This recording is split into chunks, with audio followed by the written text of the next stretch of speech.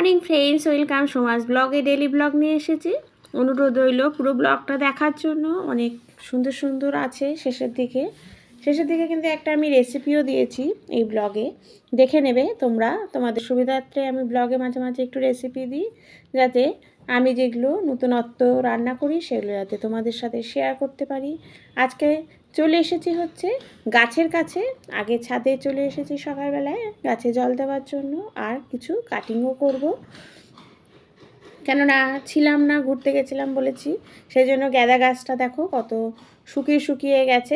যেই সমস্ত জায়গাগুলো শুকিয়ে গেছে সেগুলো কিন্তু আমি ছোটো ছোটো করে কেটে ফেলবো। কেননা এখনও কিন্তু একটা হালকা শীতের আমেজ আছে। এখান থেকে নতুন পাতা গজিয়ে কিন্তু আবার ফুল হবার সম্ভাবনা আছে। যদি হয় অবশ্যই তোমাদের সাথে সেটাও শেয়ার করব। গাছটা এখনও সতেজই আছে, যেহেতু ছিলাম না বলে জলটা পাইনি, সেই জন্য একটু শুকিয়ে গেছে। আর যেই জায়গাগুলো শুকিয়ে গেছে সেগুলো কিন্তু আমি একদম ক্লিন করে ফেলবো।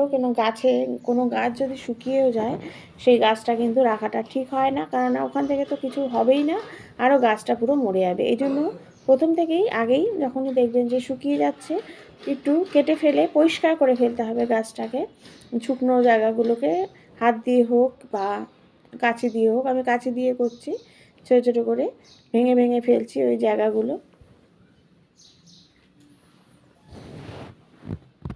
গাছের কাজ সবারই করতে ভালো লাগে।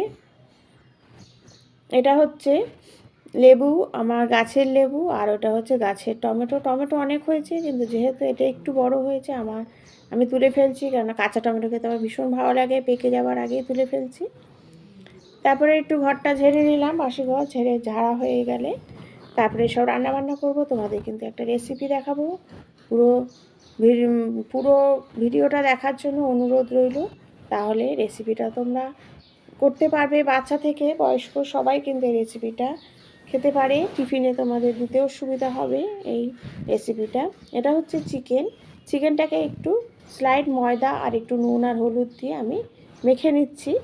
ম্যারিনেট বলবো না, একটু মেখে নিচ্ছি, মানে কোট করছি চিকেনের, যাতে ভাজতে সুবিধা হয়। এই চিকেনগুলো কিন্তু আমি কম আছে, খুব টাইম নিয়ে এটা ভাজবো, যাতে সেদ্ধ হয়ে যায়, একদম ভাজতে গিয়েই পুরো চিকেনটা সেদ্ধ হয়ে যায়। কেননা এটা কিন্তু জল দিয়ে ফুটালে চলবে না। দেখতে থাকো, খুব ভালো একটা রেসিপি।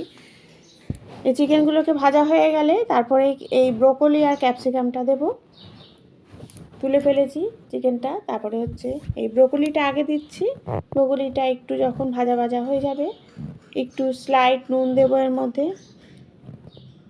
দেখো ভাজা ভাজা একটু হয়ে গেছে, হালকা ভাজতে হবে এগুলো, একদম নরম করে ফেললে হবে না। ক্যাপসিকামটাও দিয়ে দিচ্ছি, দিয়ে এটাও ভালো করে নাড়িয়ে নিচ্ছি। স্লাইড নুন দেবো এতে। রসুন দিলাম, রসুন দিতেই হবে এতে, রসুন পেঁয়াজ দিয়ে হবে এটা।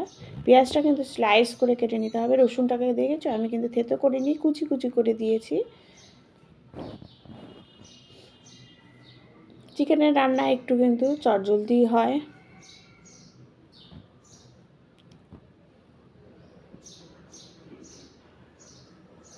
একটু স্লাইড নুন দিয়ে দিলাম। নুন দেওয়ার পরে কিন্তু এর মধ্যেই দিয়ে দেবো হচ্ছে চিকেনগুলোকে।